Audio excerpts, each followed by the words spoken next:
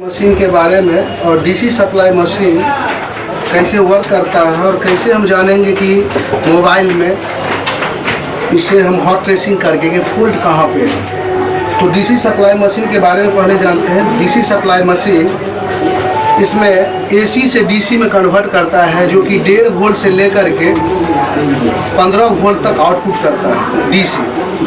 और AC 220 volt ये input होता है, आउटपुट 1.5 वोल्ट से लेकर के ठीक 15 वोल्ट तक आउटपुट करता है। और 2 एम्पियर तक ये काम करता है। 2 एम्पियर से ज़्यादा अगर कहीं आउटपुट में शॉर्टिंग हो जाए तो ये ऑटोमेटिक ऑटो कट हो जाता है। और इससे हम लोग जानते हैं कि मोबाइल में क्या प्रॉब्लम है नहीं। और यहाँ एक चीज़ और, इसमें एक डिवाइस और लगाया गया है जो एम्पियर शो करता है कितना % आपका खर्च कर रहा है ऑन होने के दौरान।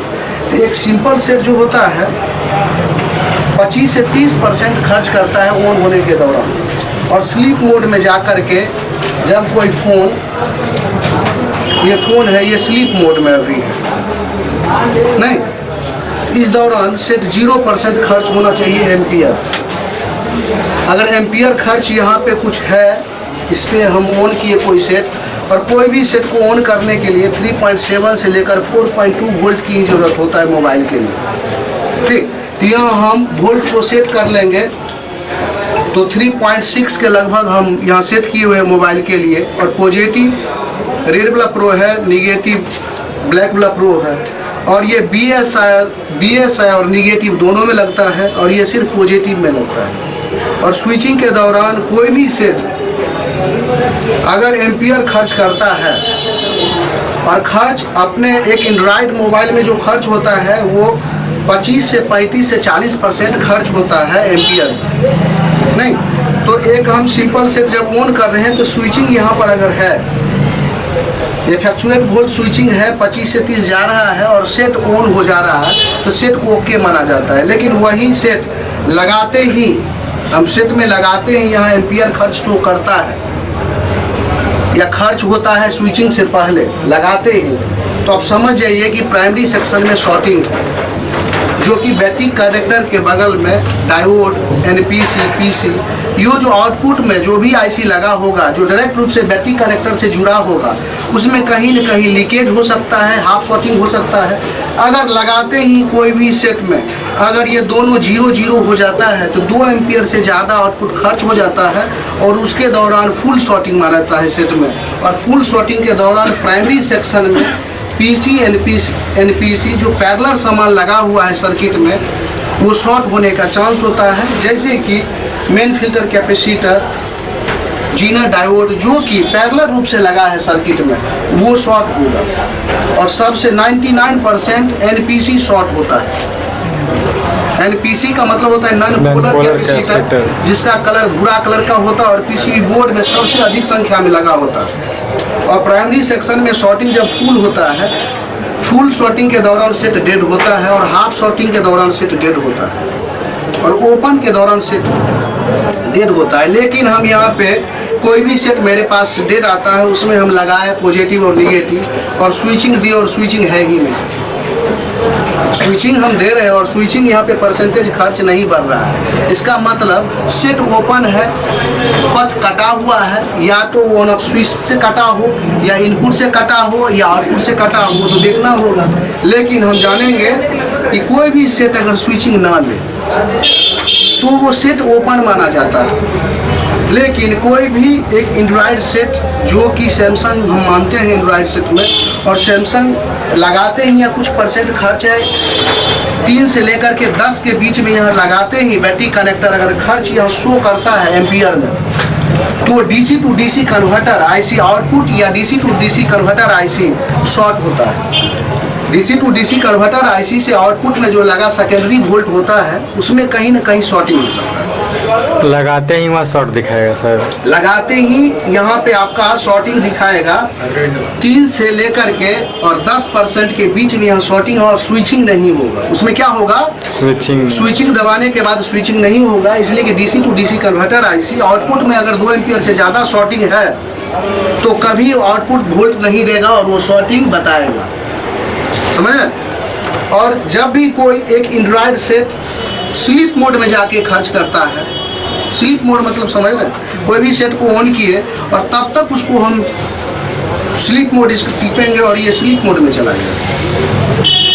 ठीक, इसके दौरान जीरो होना चाहिए खर्च। इसके दौरान अगर खर्च करता है तो सेट में लीकेज माना जाता है, समझ रहे हैं। और लीकेज के दौरान बैटरी मेकअप नहीं देगा, हाफ दिन बैटरी मेकअप देगा। जो 5 घंटा दे रहा है वो 1 घंटा देगा बैटरी मेकअप। और वो सेकेंडरी सेक्शन में PMIC या प्राइमरी IC या सेकेंडरी IC में लीकेज हो सकता है। जहाँ से वो CPU के पास भूल जाता है, वो सेकेंडरी IC होता है PMIC, रैम के पास जाता है, उसके पथ में लगा PC यानी PC शॉर्ट हो सकता है इसके वजह से।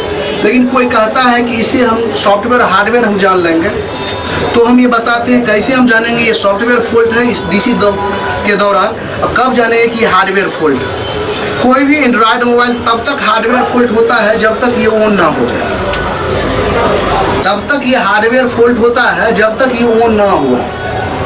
अगर ये डेड है, ऑन नहीं हो रहा है, तो हार्डवेयर फॉल्ट है। अगर ऑन हो रहा है, प्राइमरी वोल्ट से ऑन हो रहा है, स्विचिंग ले रहा है, अगर यहाँ एंड्रॉयड बाय लिखा रहा है, सर्चिंग हो रहा है, उसके बाद अगर कोई अवस्था में ऑफ हो जाता है तो वो सॉफ्टवेयर फॉल्ट है। अगर सेट ऑन नहीं हो रहा है तो वो हार्डवेयर फॉल्ट है। हो सकता है बैटरी खराब हो सकता है ऑन ऑफ स्विच ओपन हो सकता है कि प्राइमरी सेक्शन में शॉर्टिंग हो, फुल शॉर्टिंग हो, हाफ शॉर्टिंग, इसके बाद दौरान वो सेट डेड होता है। सर अगर ऑन नहीं हो रहा, ऑन हो रहा है और आगे नहीं बढ़ रहा, तो ये सॉफ्टवेयर प्रॉब्लम है।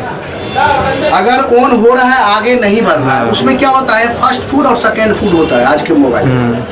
तो फर्स्ट फूड में अगर ब्लिंक करता है, जो मॉडल नंबर लिखा कर आकर के ब्लिंक करता है, तो हो सकता है कि आपके मोबाइल में बैटरी टेम्परेचर सप्लाई या BSI फॉल्ट हो, या ऑन ऑफ स्विच या वॉल्यूम का कोई बटन दबा हो। लेकिन सेकेंडरी, जब हम कोई भी सेकेंड बूट में जाते हैं, तब अगर सेट ब्लिंक करता है तो 100% वो सॉफ्टवेयर फॉल्ट। सेकेंड वाले में, हाँ, सेकेंड वाले में वो सॉफ्टवेयर फॉल्ट। जैसे कि कोई भी system is failure contact is provider, कोई भी सिस्टम अगर वर्क नहीं करता है तो वो सबसे पहले हम हार्डवेयर से ही चेक होता है। जब तक हार्डवेयर कंप्लीट नहीं होगा तो सॉफ्टवेयर वहाँ रीड नहीं करेगा।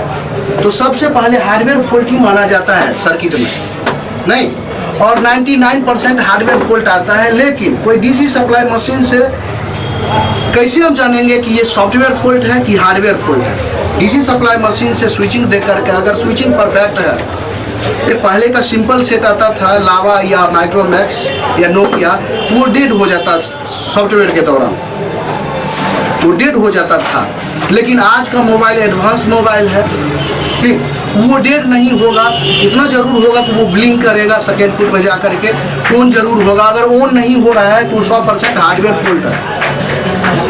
अगर हम इससे हम बताएं कि कैसे हम जानेंगे सॉफ्टवेयर फॉल्ट है, तो ये एम्पियर खर्च जो है, इससे हम जान सकते हैं कि ये सॉफ्टवेयर फॉल्ट है कि हार्डवेयर फॉल्ट है। एम्पियर खर्च ओके है, जो एक 45%, 35%, 40% खर्च होना चाहिए, फिर फ्लक्चुएट वोल्ट है, ये खर्च हो रहा है और सेकेंड फुट में जाकर इस पे ड्रॉप हो जाता है या जीरो हो जाता है तो हम सॉफ्टवेयर फॉल्ट मान लेते हैं। इसलिए कि CPU के पास अस्थाई डाटा इंस्टॉल होता है, वो डाटा मिस करने के कारण सेट ब्लिंक हो जाता है और वहीं पे शट डाउन हो जाता है। समझ रहे हैं कि नहीं? तो DC सप्लाई मशीन के बारे हम ये रेगुलेटर के थ्रू चेंज कर सकते हैं इस वोल्ट को। एक घड़ी भी इससे बनाया जा सकता है, एक 12 वोल्ट का सप्लाई भी दिया जाता है, 15 वोल्ट का भी सप्लाई यूज किया जा सकता है इससे, नहीं। लेकिन एक मोबाइल के लिए क्या सप्लाई इसमें चाहिए, तो ये मिनिमम जो होना चाहिए 3.7 और मैक्सिमम क्या होना चाहिए 4.2।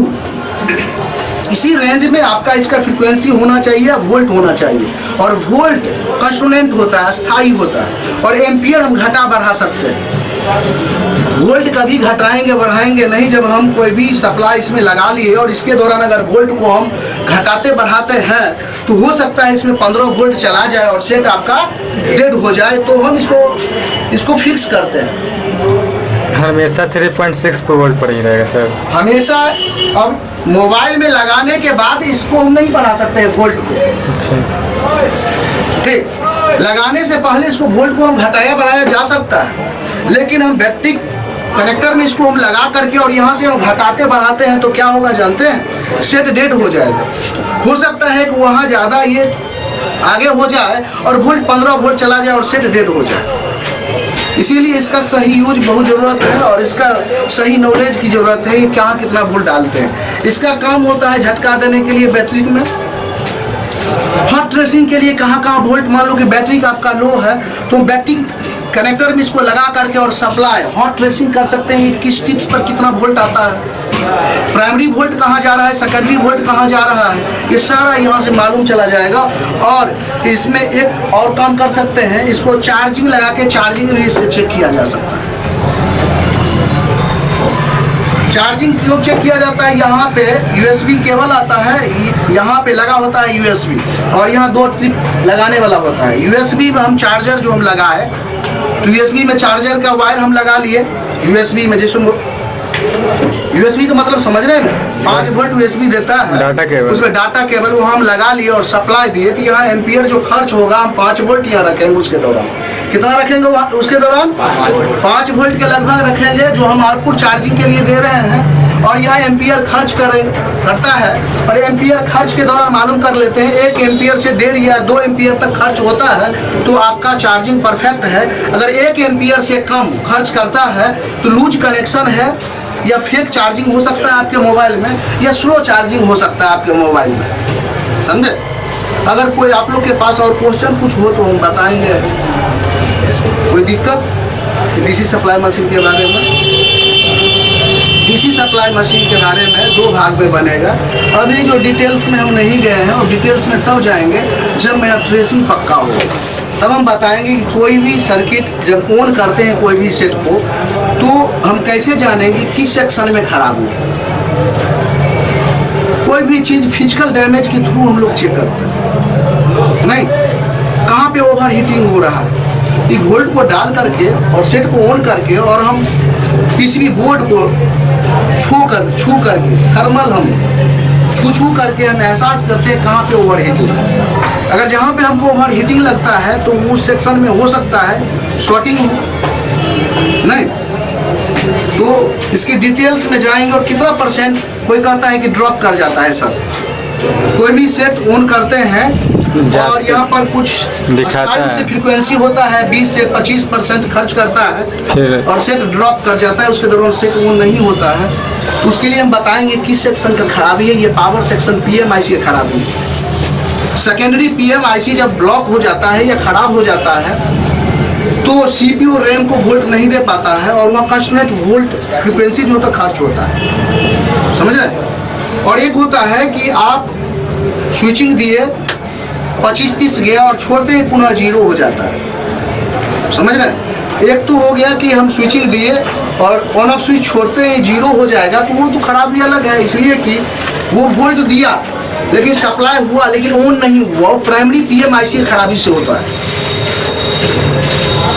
समझे? आज यहाँ तक ही रहेगा और कल हम इसके बारे में बताएंगे। उसके बाद हम बताते हैं आपको टच सेपरेटर मशीन के बारे में।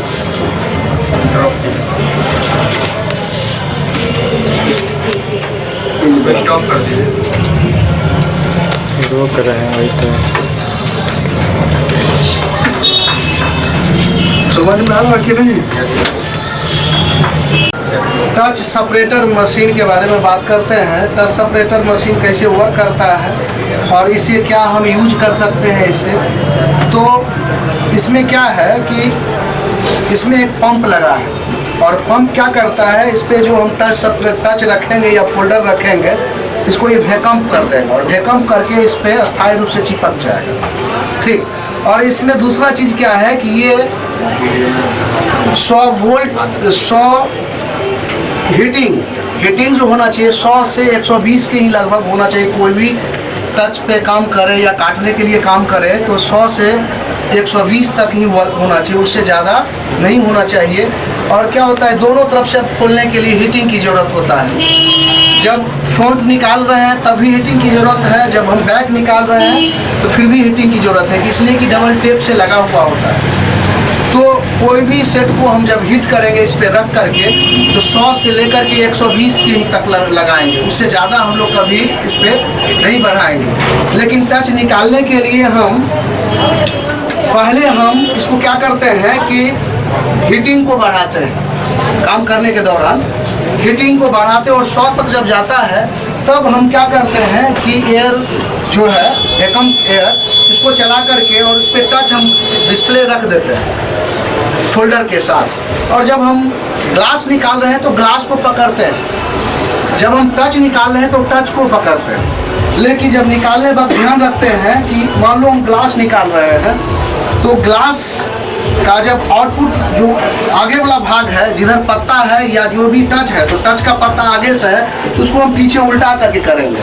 जब पीछे का है तो आगे कर देंगे, पत्ता के तरफ से हमको वायर नहीं लगाना। कभी भी खराब होने का चांस तब होता है कि पत्ता से हम नीचे से लगा दिए और पत्ता कट जाए कोई वजह से, तब खराब होने का चांस होता है। लेकिन जब हैकम को हम लोग चला लेते हैं और जब पूरा इसमें खिंचा जाता है, इसमें एक दबाव बना लिया जाता है जिससे ये ना कबरे, तब उस पर हम लोग काम करते हैं। और ये जब धागा चलना चाहिए तो स्मूथ हाथ होना चाहिए, इसलिए कि जब तक गम कट रहा है तब तक वो स्मूथ चलेगा। जब भी उसको ओसिए कट रहा है या फिल्म कट रहा है तब आपका हाथ तारा चलने लगेगा और फिर आप समझ जाए कि आपका फोल्डर खराब हो रहा है, फिर उसको चेक कर नहीं। तो हम लोग स्मूथ जब गम करता है तब स्मूथ हाथ, और ये जब वायर जब चलेगा तो ये दोनों पे चलना चाहिए, इससे नहीं उठा होना चाहिए। क्या नियम होना चाहिए? हमको ऊपर वाले को बचा लेना है, कैसे भी क्या बचाना है? डिस्प्ले को बचाना है। जैसे ग्लास काट रहे हैं तो टच और डिस्प्ले दोनों को बचाना है। जब हमको डिस्प्ले अलग करना है और टच को काट के हटाना है तो डिस्प्ले को अलग, तो डिस्प्ले में मेरा फिल्म ना कट जाए इसके लिए हम इससे ऊपर कभी भी वायर को नहीं उठाते और 100 से कम में हम कभी भी कोई भी फोल्डर को नहीं उतारते हैं। टच ज़्यादा से ज़्यादा 120 और कम से कम 100 होना चाहिए। लेकिन जब हम कोई भी सेट में काम करते हैं, हम काहे ना बैटरी को उसे ओपन कर रहा है फिर भी उसको 100 पर हिट करने की कोशिश की, इसलिए कि डबल टेप से हर चीज़ वहाँ जुड़ा हुआ है, डबल टेप लगा हुआ है और डबल टेप हॉट से वो ओपन हो जाता है। जब वो हॉट होगा तो क्या हो जाएगा?